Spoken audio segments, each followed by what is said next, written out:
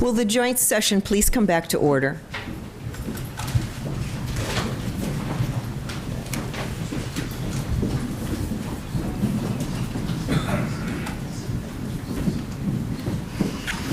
At the time we recessed yesterday, we had a motion on the floor. Representative Thompson, Mr. Majority Leader. Madam President, I made the motion yesterday to rescind our action on HB 39. We don't have 45 members present, but this is such an important issue to this state that I think further debate and further discussion needs to take place. So at this time, I would like to withdraw my motion to rescind our action on HB 39. So there is debate allowed. Representative Kopp.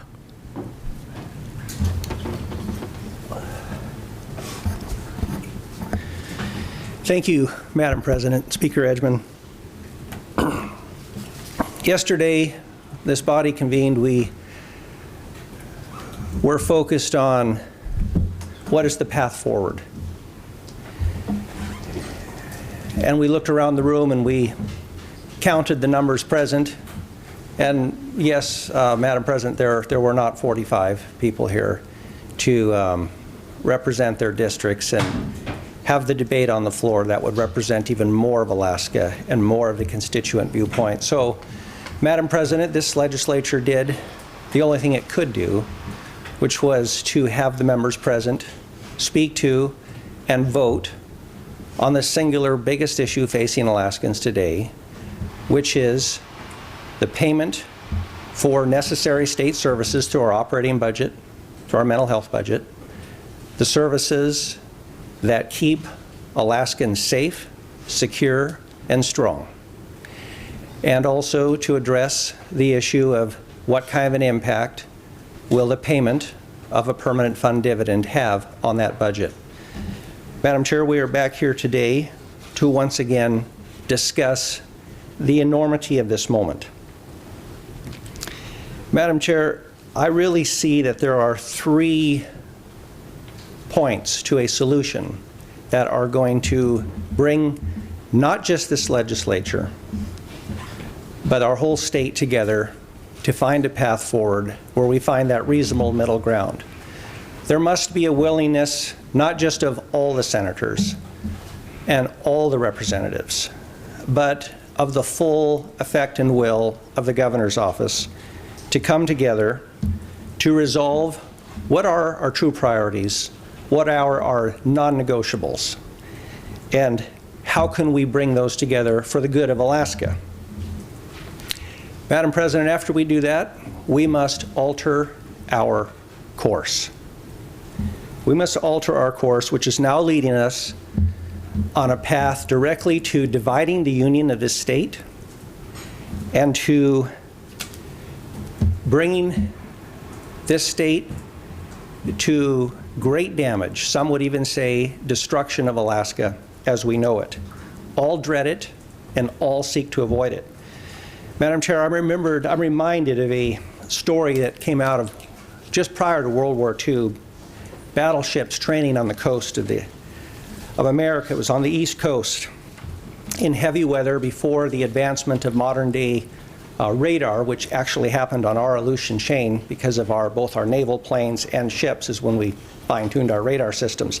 This is a true story.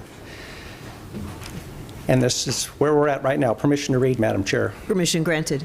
This is told by a seaman who was serving on the bridge of the ship involved on the largest naval ship in the U.S. fleet at the time. 2 battleships assigned to our training squadron had been at sea on maneuvers in heavy weather for several days. I was serving on the lead battleship and was on watch on the bridge as night fell. The visibility was poor with patchy fog, so the captain remained on the bridge, keeping an eye on all activities.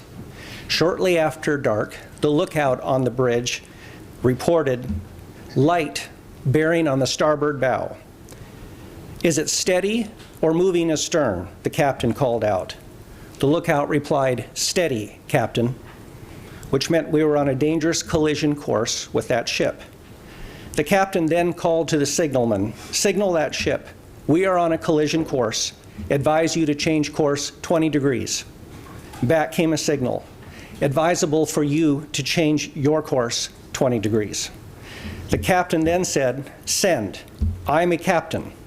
You change your course 20 degrees. I'm a seaman, second class, came the reply.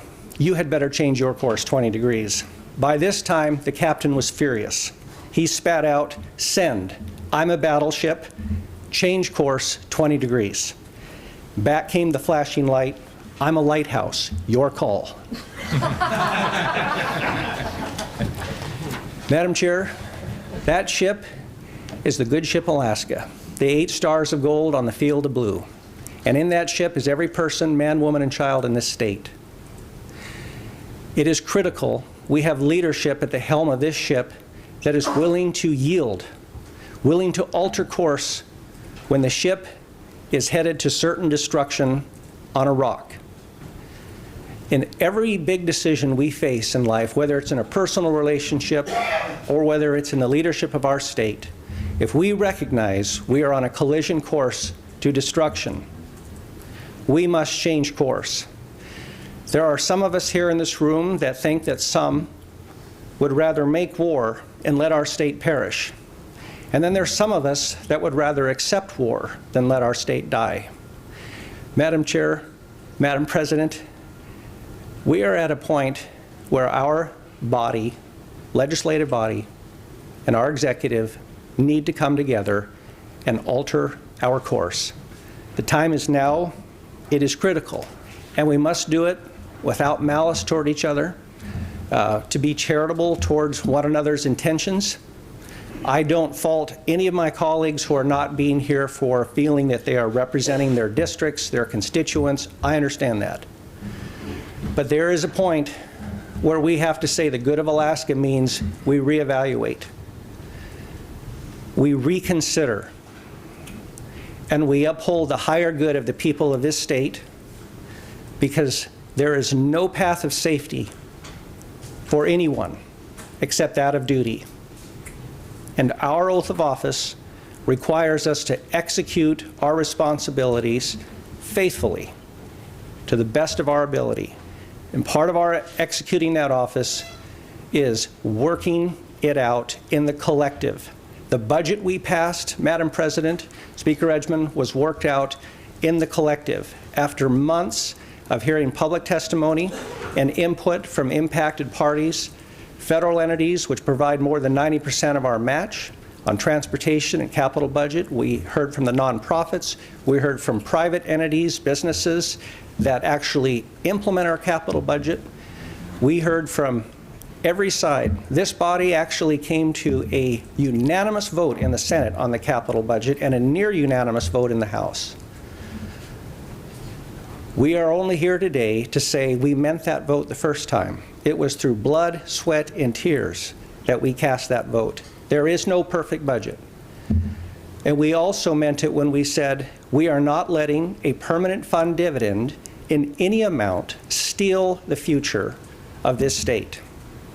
We all here support a dividend. None of us here want the dividend program to go away. In fact, the truth is we can afford a robust dividend. What we cannot do is we cannot continue to cling to an outdated statutory formula which can have a singular result, which is to run the ship of Alaska up onto a rock, rip out her hull, and spill out the precious cargo that many generations before us built through blood, sweat, and tears. So, Madam Chair, my being here today as a member of the House of Representatives and of this legislative body and collective representing my district and the state is to appeal to Alaskans to call upon their representatives to work together to find that reasonable middle ground on what are the necessary state services and what is a reasonable dividend that will keep our ship intact so that we can alter our course 20 degrees and we will not in fact hit that lighthouse which is on a rock. Thank you, Madam Chair. Thank you, Representative Kopp. Representative Josephson. Thank you, President Giesel and Mr. Speaker. I want to follow on the Rules Chairman's great words and start by saying As I approach my 55th birthday later this week, I've learned, it's taken me almost 55 years, that I have a little bit of Speaker Boehner's disease. That is, I'm akin to getting occasionally emotional, but I think I can work through that. He was known for that quality. Some of us think it's a great quality. Madam President, Mr. Speaker, the first thing that I come to this job believing is that we should try mightily to first do no harm. That is part of the Hippocratic oath. It's not a political oath. It can't be always completed perfectly. Sometimes budgets have to be cut. Sometimes people have to fend for themselves more than they're accustomed to. But these things are on a continuum.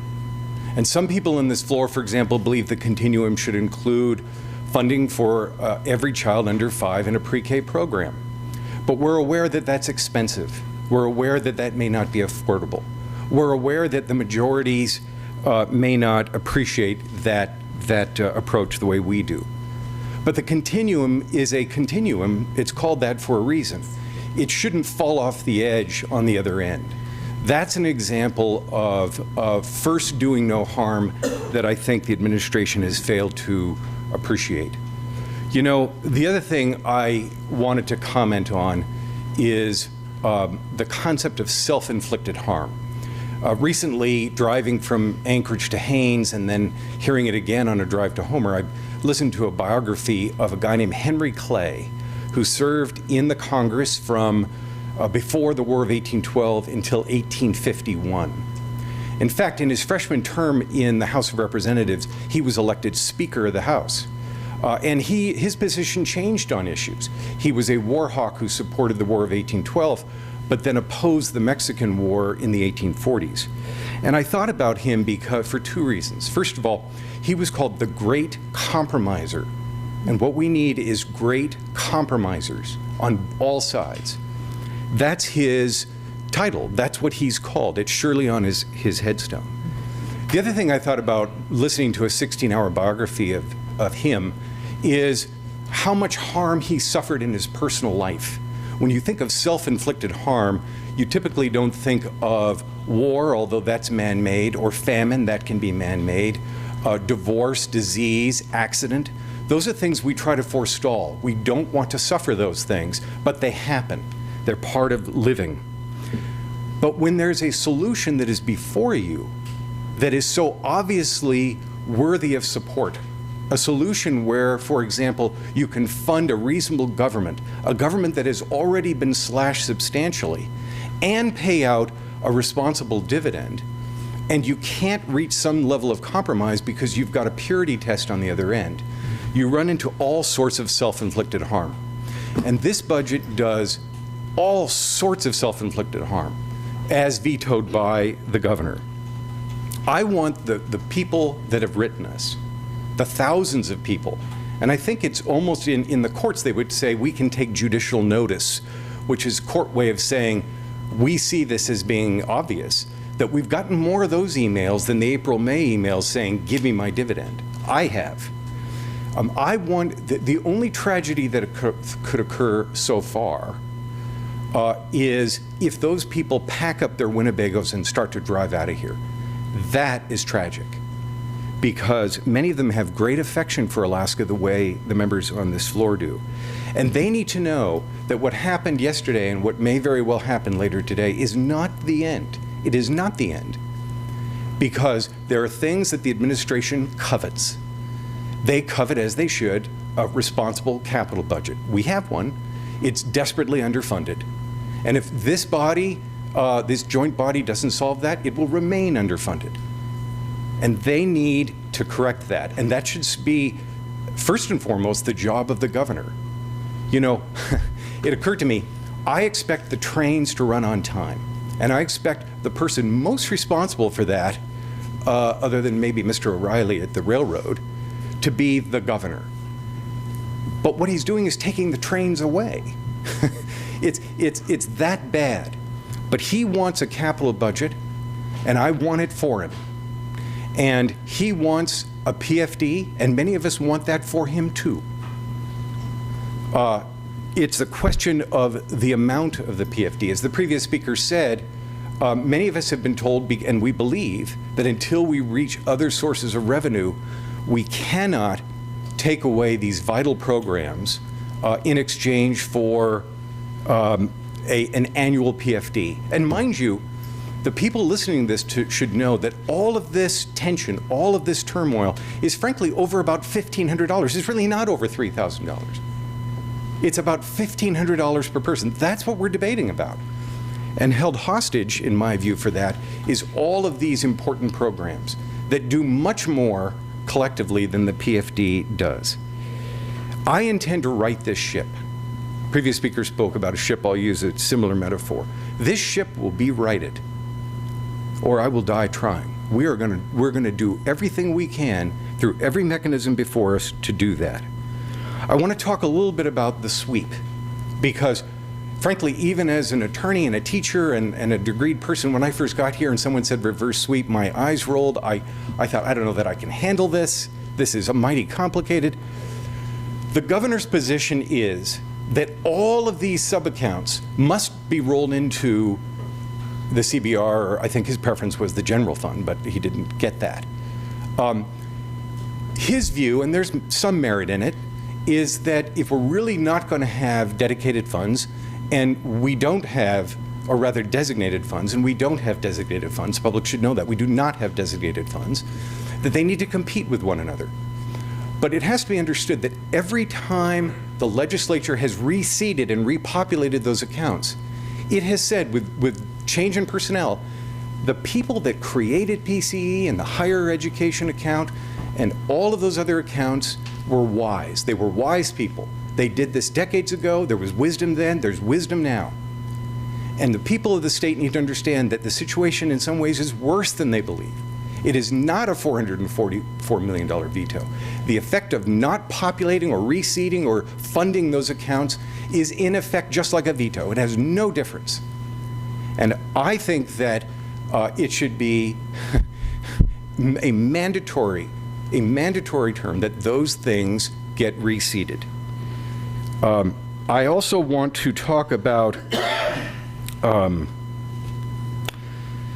I want to emphasize the importance of these programs to Alaskans.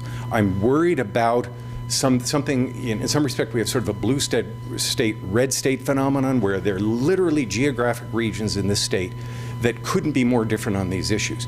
But I'm proud to know that there are members of both parties who, when it really came down to it, were not willing to, even in Republican districts carried by the administration, were not willing to cede these important and give up these important programs. I intend to keep fighting. I've lived here for 55 years. My birthday's in a few days. These things make Alaskans and Alaska what they are. They are affordable.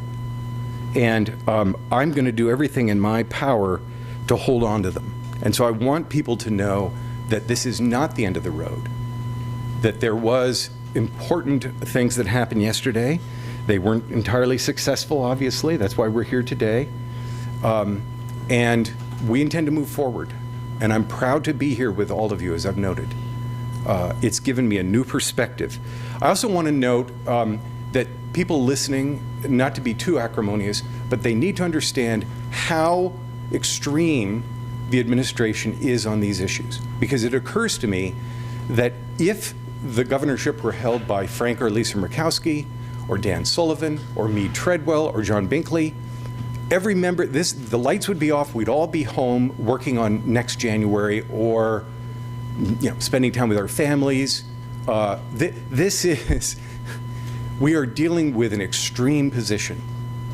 And the position is we are going to, the administration believes, take down major institutional framework in the government. And I don't want to be a part of it. And I'm glad that the members here agree with me in that respect. And I thank you for the time to speak today. Thank you, Representative Josephson. Senator Coghill.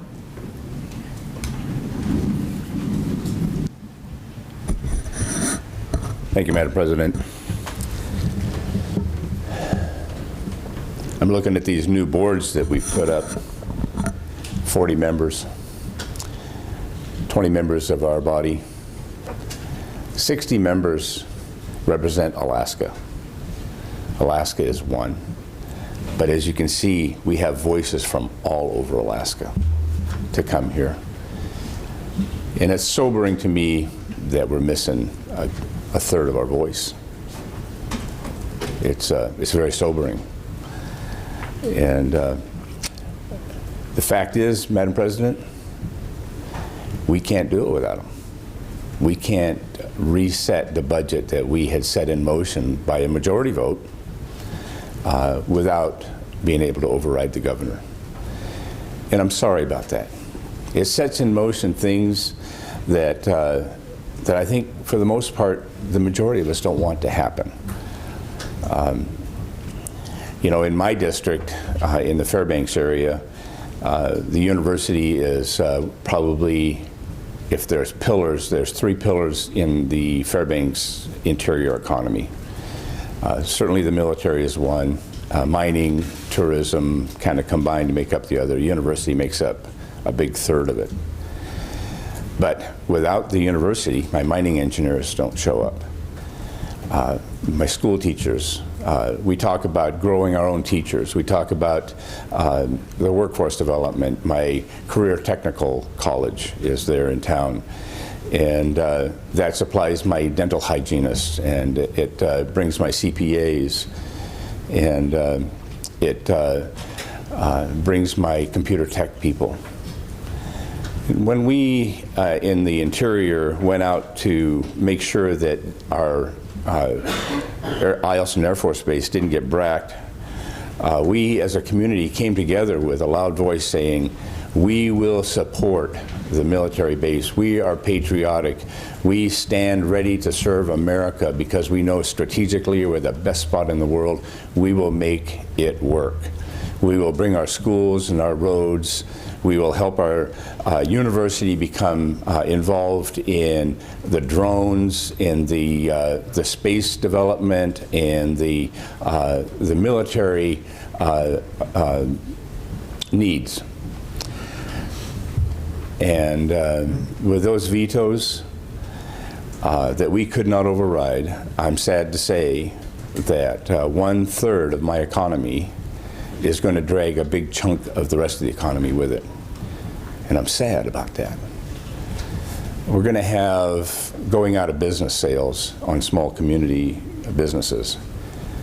And having been part of a small business that had to put a going out of business sale and still paying off the debt, I can tell you, families bond themselves out, if you will, borrow themselves with their life savings to make things work, with the expectation that they're going to be able to serve their community in a certain area. And the university has been reasonably stable all these years. Now, it's been up and down, I get that, but serving the university, whether it's the electricians, whether it's the flower shops like we had, just name the small business, the CPAs. Many of them are going to not be able to continue either at the level they're at or continue at all. That's sad. Moms and dads are selling their houses as we speak. They're putting for sale signs on their homes. That's sad. So we're one Alaska, and we weren't able to restore what we had fought really hard for. And I can tell you, talk about clash of visions. We have one with the governor right now, that's no doubt about it. But we had a hard time organizing as a body here as we struggled with the clash of visions from around Alaska. But we did it. We figured out a way for Alaskans to come together, collect their voices, and produce a budget, hard as it was. And I think the fact that we did it, people might think it was easy. It was not easy. And each one of those things that was vetoed was thoughtfully argued and settled into a priority, sometimes reluctantly. But we did it. I'm sad because now a big chunk of the body that helped us do that is not here, and we can't even have the conversation about Could we restore what we fought so hard to do? The tragedy, though, Madam President, Mr. Speaker, is that the consequence is going to affect people permanently. And I'm sad about that. I'm truly, truly sad. And my community is going to be affected in ways that they don't even know yet. So that's sad. We're here. The call was put for Wasilla. The debate raged on what we should do. We ended up here. We created the quorum here. Here we are in the seat of government, as has been said. I think we're well within our right authority constitutionally to be here as a legally constituted body. But to the people of Alaska, I'm sorry to say, it looks a little foolish that we're arguing over where do we want to meet. And I'm sorry that that has to be the way it is. So my heart is sad. And you can probably tell it from the way I'm speaking in my countenance. But the reason I'm sad is the thing that we tried to win by gathering ourselves together, looking at our budget, and arguing over whether we should restore it, we couldn't get there. So the consequence is going to be huge. But as it's been said, we're still one Alaska. And I think it's important for those who are not here to know that whatever we know how to do to reach out and say, we can't do it without you. We need to be one Alaskan.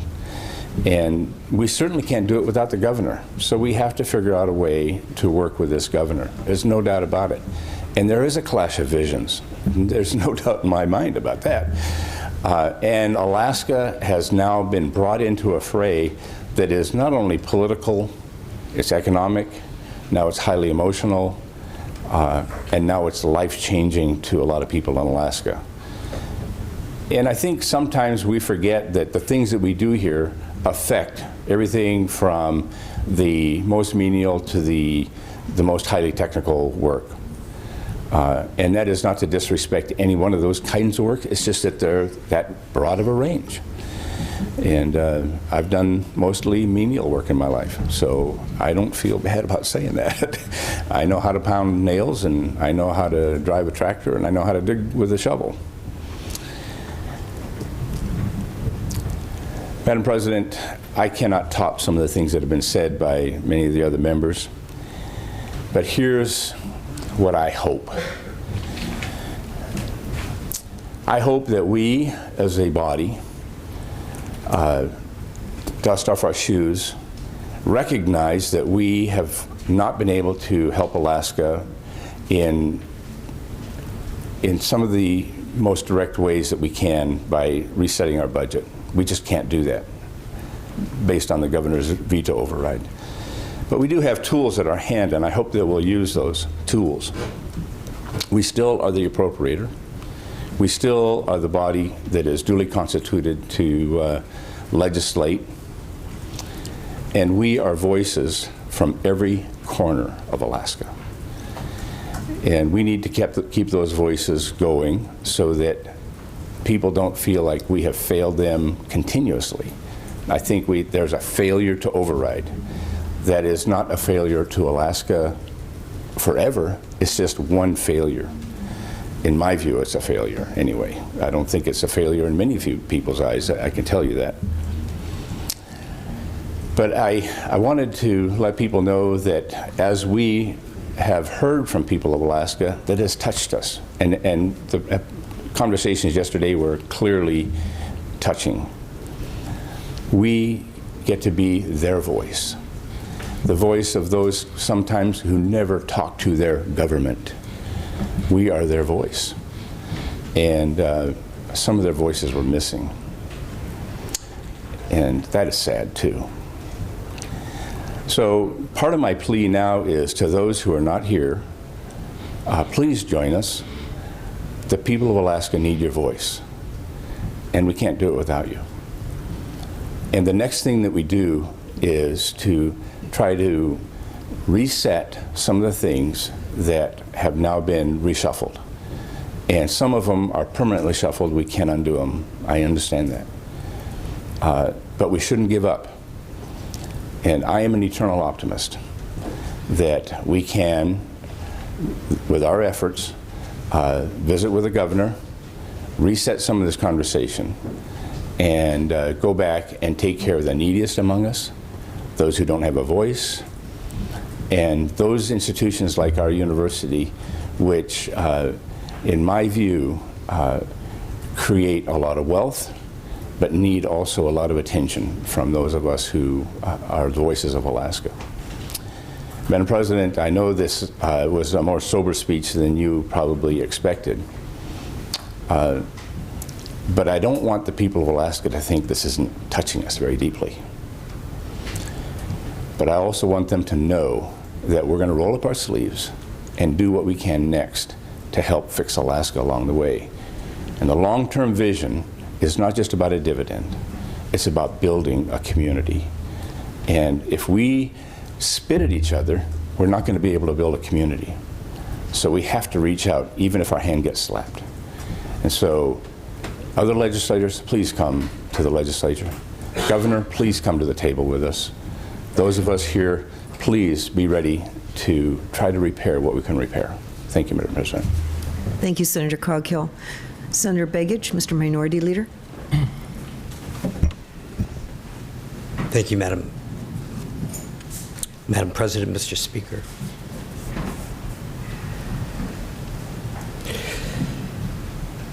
Yesterday, we came together, minorities and majorities, to make a decision about the future of Alaska. I've told many of the people who've written me that the decisions that we're making today, and they're not done today, but the decisions that we're making today are decisions that chart a course for Alaska, one way or the other. I couldn't be prouder, as the member from Midtown mentioned yesterday, couldn't be prouder to be with a better group of people who understand that this is that seminal moment. These 2 days have been 2 of the hardest of my life, because I know that the things we're doing will potentially break this place, this state that I grew up in, the state I love. 36 years ago, I first worked in this building, and I worked for the member from Midtown's father. And he was the caucus chair of a bipartisan coalition at that time. We were flooded with oil wealth. We produced, in dollars of that time, which would be worth significantly more today, over a $6 billion budget. We built, as a state, we were building harbors on islands that no one lived on. My boss fought against those kinds of things at the time within a caucus. He fought for an infant learning program, which back then we received POMs, and they would send it POM after POM, save the infant learning program. $6 billion, and we couldn't save the infant learning program. He fought for that. Those moments shaped what I do in this building. I've often talked about my former boss, the late Representative Max Gruenberg. He did the same. As a majority leader for 2 years, I worked for him. He worked across the aisle. He built compromise. When the minority members in the legislature at that time weren't getting their bills, he reached out to them. He dispatched us to do it. I've said this before on the floor of the Senate. That level of comity drives why I do this job. In answering those letters over the last few hours, actually, I was up till about 3 a.m. last night answering letters, and I was up at 6 a.m. this morning doing the same. I'm sure many of you were as well. Madam President, I got a letter from a person who had asked me to support override. We've all gotten 3,000 letters. I wrote back to that person with a fairly generic letter, and he wrote back a flaming response saying this is all just politics. And I wrote him back a very personal letter saying it's not politics. Madam President, permission to read. Permission granted. I wrote these words to him. I spent most of this session trying to develop a strong relationship with the President of the Senate. with whom I have often clashed politically in the past. We built that relationship. Both of us understood that over time we would likely face 45 votes as a threshold. We put aside our differences to focus on that bigger picture. I have spoken to the Speaker about the same thing. I've encouraged him to reach out as well, just as the President reached out to my minority, for him to reach out to his, and he has. While that will require time, and while we may not succeed today, I can see no other path forward. The path forward, Madam President, Mr. Speaker, is for us to work together. I shared my colleague from Midtown's view of what is important and essential in this budget. I believe that we have a collective vision that Alaskans share that includes that budget that was only ever opposed by 15 members of this body, this collective body. 15 members opposed it. That's all. I believe we can get there, but I think that the answer to how we get there is how we talk to each other. I think the answer to how we get there, Madam President, is how we're able to deal with each other, not just as members of one political party or another, but how we talk to each other as human beings. There's not a person in this building that can't love this place or they wouldn't be here. I responded to that gentleman and I said, I love this place and I don't want to lose it. His next response to me was an honorable and decent letter back saying, I love this place too and I don't want to leave. He said, please get together and work and talk with others. And I paraphrase when I say that, but that's what he said. That message came to me less than 2 hours ago, Madam President. I didn't know what I might say here, but I do want to say this. The courage in the room yesterday, the spontaneity of what we had to say as a group, spoke to me as an Alaskan. I can only hope that it reached into the hearts of my colleagues up north. And I want to acknowledge my friend from Wasilla who's here with us today, who was not here before. I want to believe that collectively we will make a budget that Alaskans will be proud of. To me, it's not about a check. It's about a future. I meant to say yesterday, 35 times on this floor we said the word unprecedented. 35 times. Next year, we won't get to say it once because it's not unprecedented anymore. But it can't become the norm.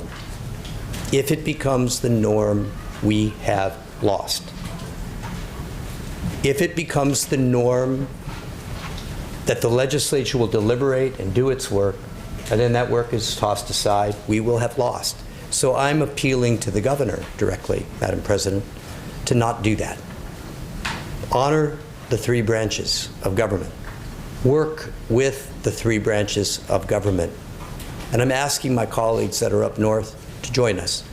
Even if they support budget cutting and that's what they want to do, we did some of that. Let's do some more if we have to. But let us do it collectively, not by planting a flag in the sand that you can't unplant. So, Madam President, will we succeed? Will we make it? We're not going to make it today. Yeah, we're not going to probably make it in the next week and a half. But we have to make it. Alaskans are counting on us to do the right thing. If we don't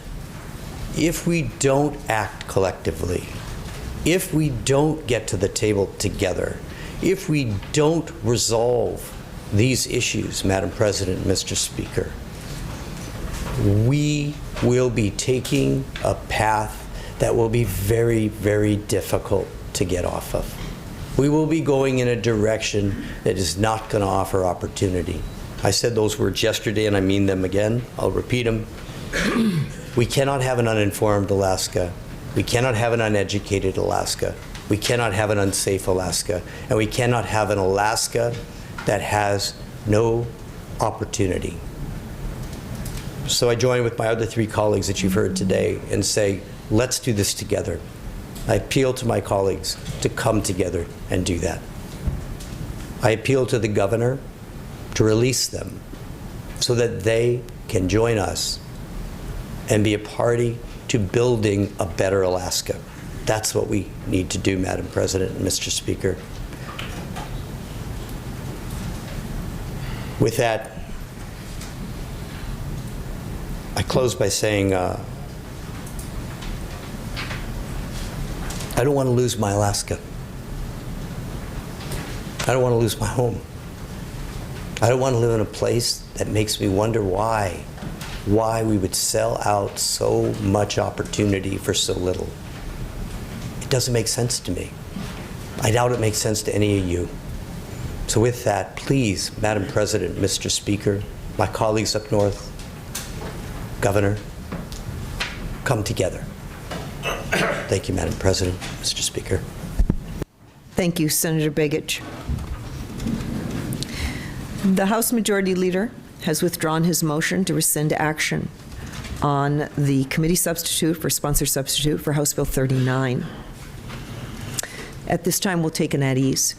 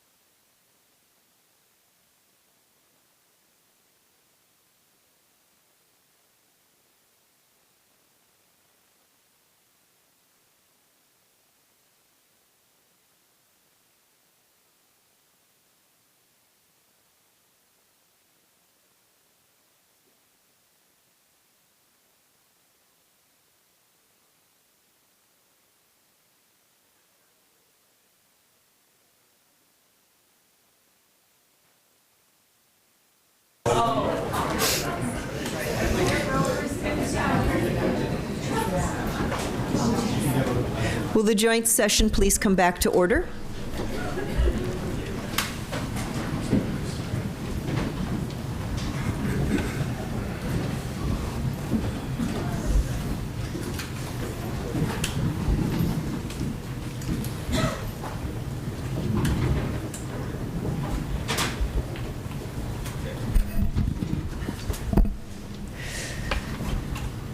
Senator Hoffman, Mr. Majority Leader. Madam President, I move that Senate Bill 19 become law, notwithstanding the governor's veto.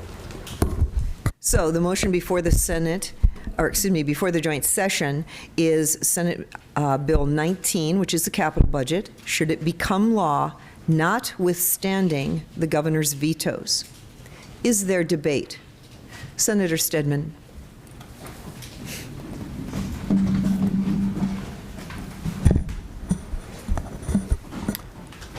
Thank you, Madam President, Speaker Edgman.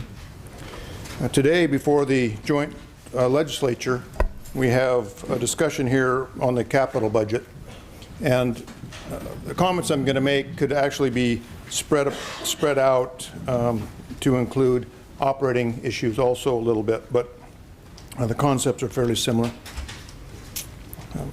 Let me back up just a little bit. I guess for those watching at home, my responsibility in the Senate is to do the operating budget and assist the other co-chair of finance in assembling the capital budget. So I was not the main author of the capital budget. Those comments may come later, but I'd like to just make some briefer comments dealing with just the general appropriation in that process. So as we went through this process, on the Senate side, and I'm sure it was very similar on the House side, the other body, we knew we were under severe financial constraints trying to deal with a reasonable dividend to the citizens, dealing with our operating budget needs, being able to deal with the crime package that we passed, and we still needed to make sure that we had somewhat of a capital budget to ensure that throughout the state of Alaska, we keep our highways running, our airports open, and general maintenance done. So we took a lot of deliberation and scrubbing, and we had a fairly slimmed down, extremely slimmed down capital budget by any measure, any historical measure. So as we put these items in, and I'm going to talk about a couple of them here, just to give the people at home a flavor for what they were. They're not little frivolous things. Some of them are small in appropriations, but they are some of the items that stood out statewide as needing to be addressed, even though we have severe tight markets, financial markets on the Treasury. So the first one on the list, and I'm just going to pick them up, there's 11 of them. Not counting, and those watching at home, not counting the lack of funding for all the federal match projects dealing with airports and highways, which is well in excess of $1 billion. I'm not going to address that. So the first one on the list is the Alaska Industrial Development Export Authority Interior Gas Utility Storage Tanks. Now, I am not the senator representing that area of the state. I'm from down in the islands. But that project, $4 million, is a big number for this year. It was to relocate gas storage tanks for the utility. Fairbanks has extremely high relative energy costs, and they're being crippled by that. They have a huge expansion of their military coming, desperate to energy supply and competitive cost to of Fairbanks and the bases. So unfortunately, that item was deleted. And the reason is the state physical reality dictates a reduction in expenditures across all agencies.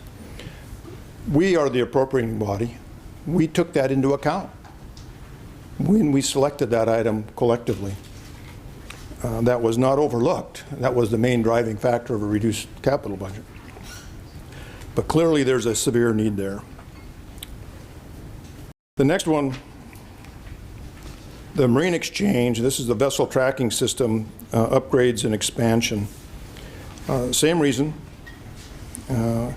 reduction in expenditures across all agencies. And I understand that explanation, but I also, everybody's for today, elected appropriators.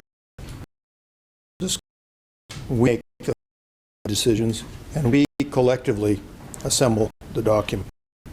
We concluded that was primary need for 4,000. We don't want another of these incidents. A couple of moved major oil producers from the state for a couple of decades. We stop impacts, beaches. We don't want to. We don't want issues crucial which affect district. Very low chance that the ships sail through and channels plug it up. How we move it. So that kind of stands out.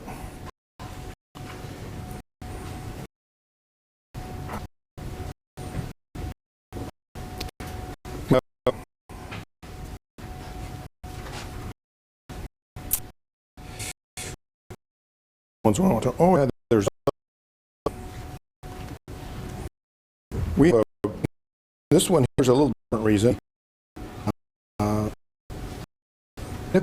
Significant from initial project and a capital project. That one had to be district, which I'm proud of, in the with. It's brought out the scope to fair weather. Our marine weather that south out of the side. Unfortunately, this fair weather is a big federal ship for NOAA. And we want it in Alaska. We have the facilities in that community and to not only maintain the shipyard, but we have docking and expand. Now, Ada, working on this issue,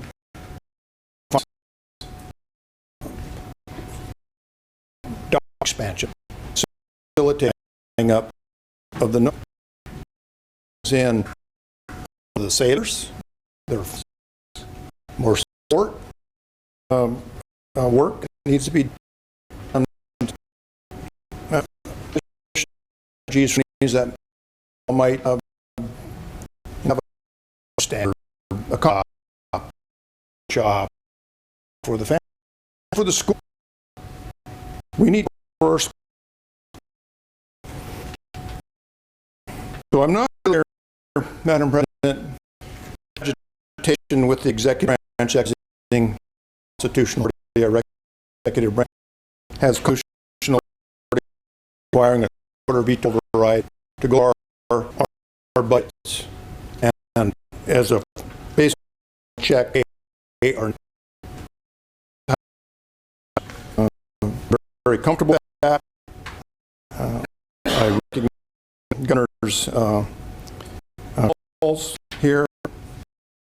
That, but what's me unacceptable constituents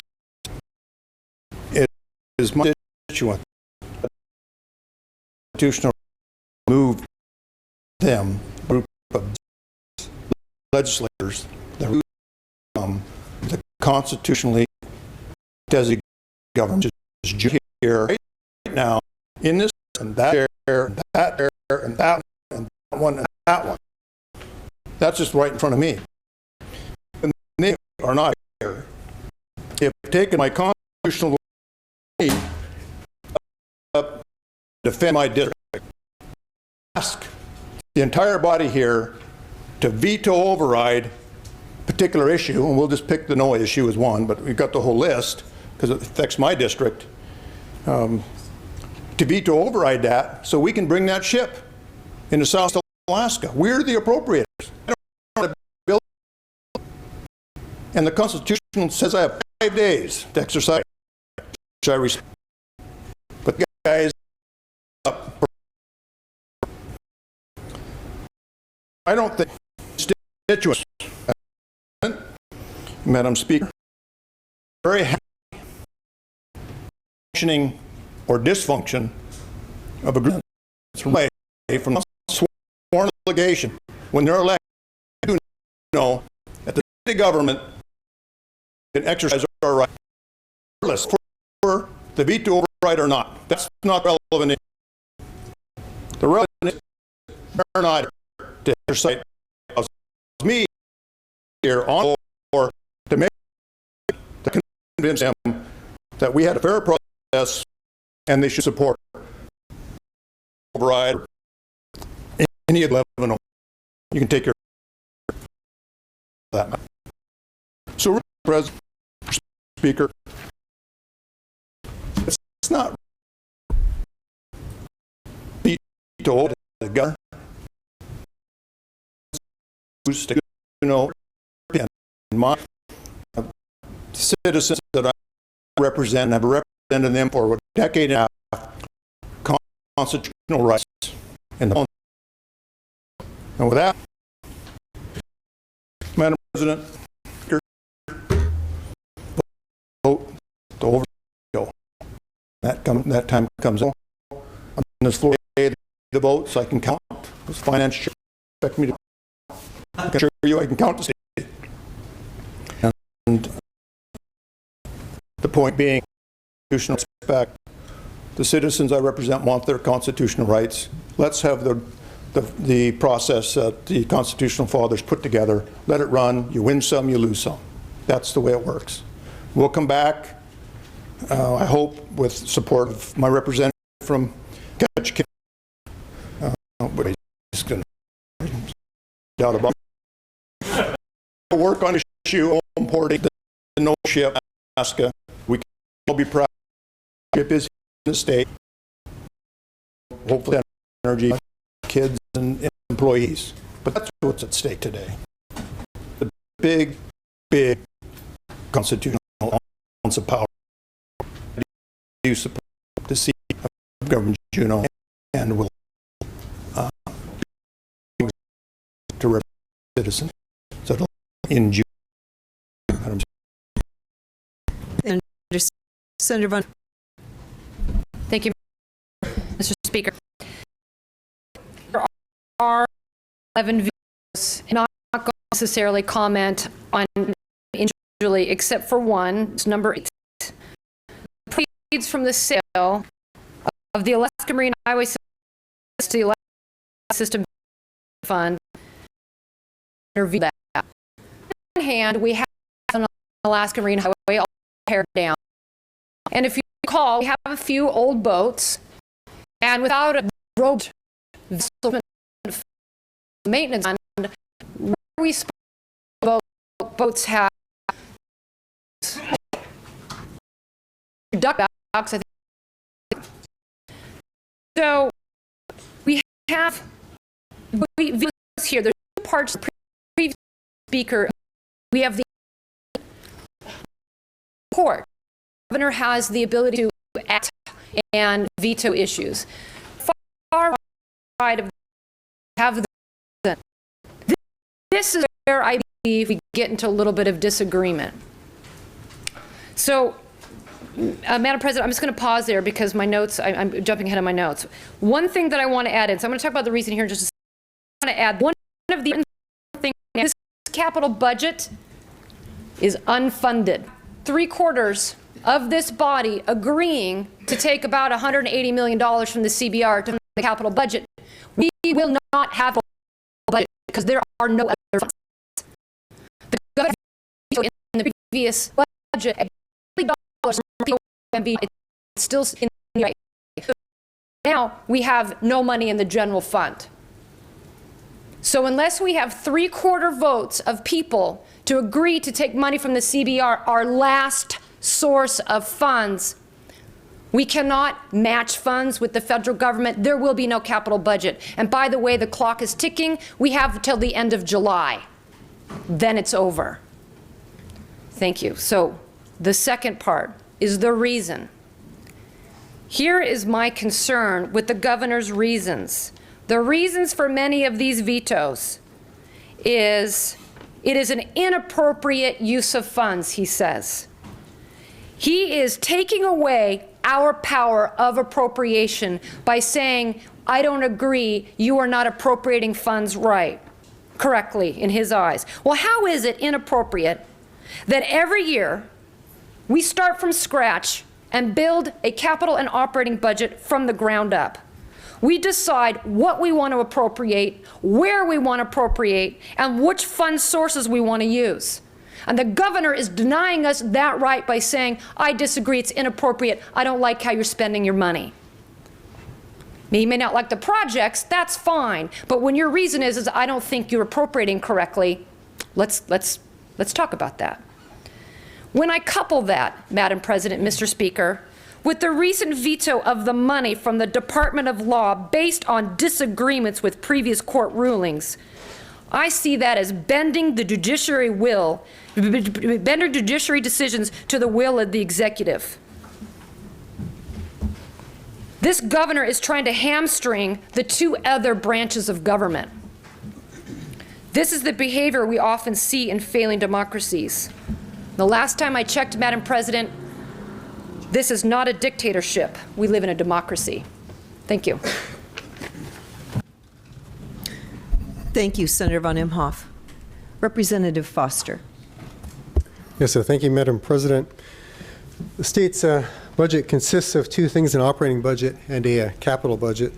And the operating budget funds the university, law enforcement, K through 12 schools, and the day-to-day operations of our state. The capital budget funds our state's infrastructure.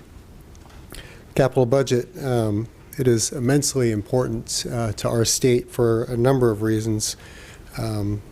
Right now, 2/3 of the capital budget has not made it through this process. That includes $170 million in state money that leverages about $1 billion in federal funds. That $1 billion is used for highways and aviation. And to speak further here on another subject in the capital budget, without the reverse sweep in the capital budget, rural Alaska will lose out on energy assistance under the Power Cost Equalization Program. Some $30 million was set aside, and if the money that is in the endowment is allowed to be swept back to the CBR, then this year the payments that folks are expecting will not go out.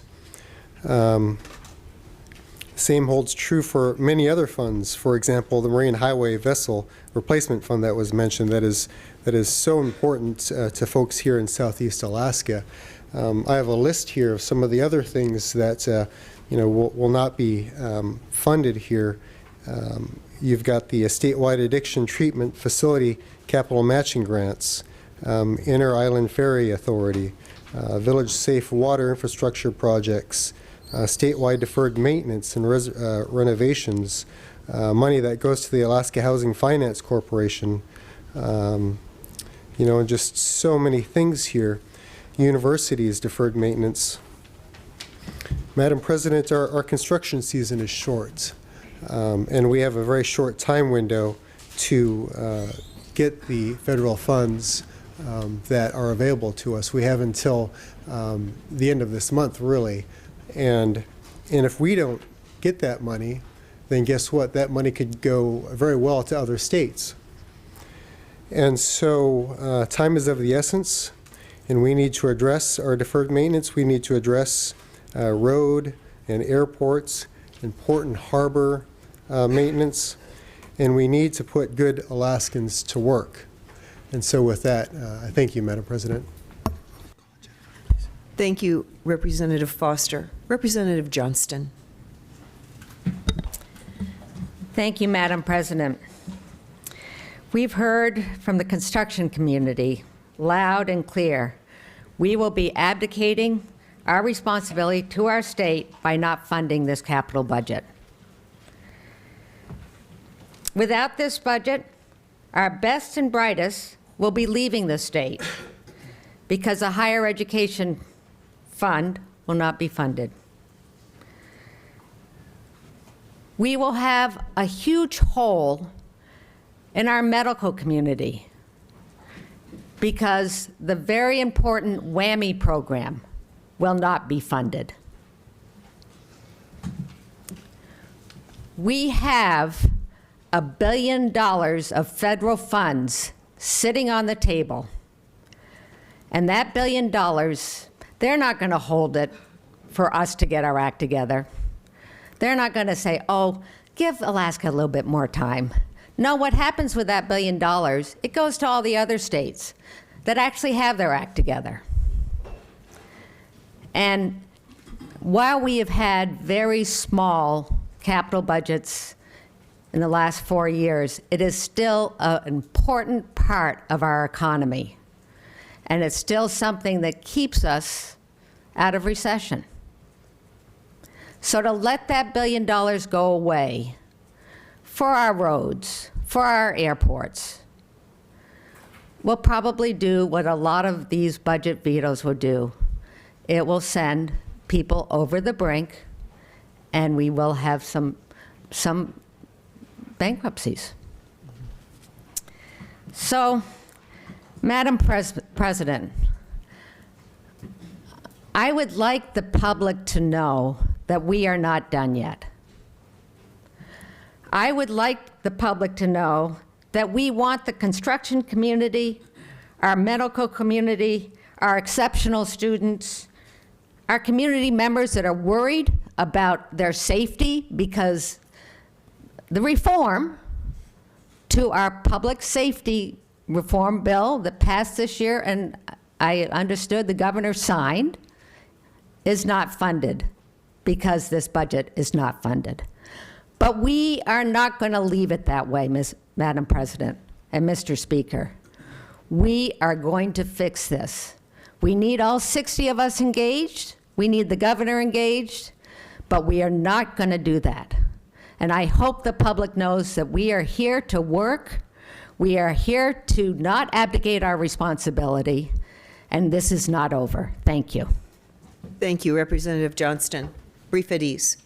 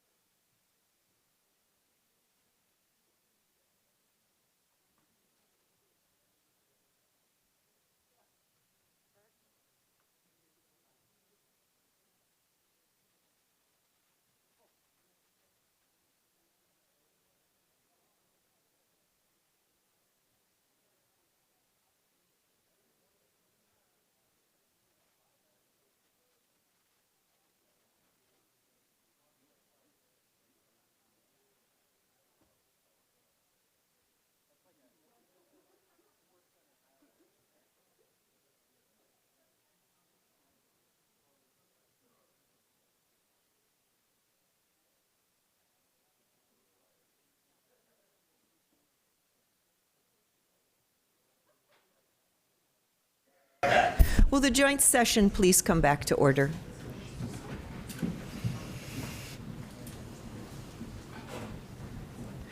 Senator Hoffman, Mr. Majority Leader. Thank you, Madam President.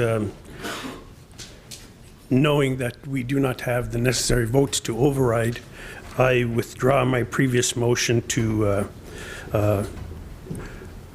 in regards to Senate Bill 19 on the veto override. I withdraw that motion. Thank you, Mr. Majority Leader. With that, Mr. Majority Leader. Thank you, Madam President. I was going to expound on the number of people that were here, not here, but I think the senator from Sitka stole the thunder, and for the reasons that he mentioned, I move that the joint session be adjourned. Thank you, Mr. Majority Leader. I will tag in briefly on Representative Johnston's comments. We are not done. We are continuing discussions with the governor. Mr. Speaker? Thank you, Madam President. I would agree with those comments. I would also say that in amongst the many eloquent statements that we've had the last 2 days, 2 central themes have emerged. One is clearly we are not done. I don't know how to say it more emphatically, more convincingly, more passionately. We have more work to be done on behalf of Alaskans. I would say the second theme that has emerged, and to me it's been presented very crystal clear, is that we're willing to compromise. We're willing to go forward in a conciliatory manner. We know we can't get our work done without having the full legislature in place. We know we need the assistance of the executive branch. We need to do it as a team. And I think has been said so many times over the last couple of days, we need to come together on behalf of Alaskans. We have more work to be done. We have a capital budget that needs to be constructed, needs to be properly funded. We need to have the ability to address the capital budget, which is not before the body right now because it's not on the proclamation that was issued by the governor. We also have a permanent fund dividend that I think every member of the legislature wants to fund. So we have more work to be done before us, and I would close by first thanking you for the opportunity in joint session. The speaker normally doesn't get to speak, which has kind of been nice, but I will certainly take you up on this offer this time, and also say that I look forward to working with you, Madam President, as we move forward. Thank you, Mr. Speaker. With that, the joint session is adjourned.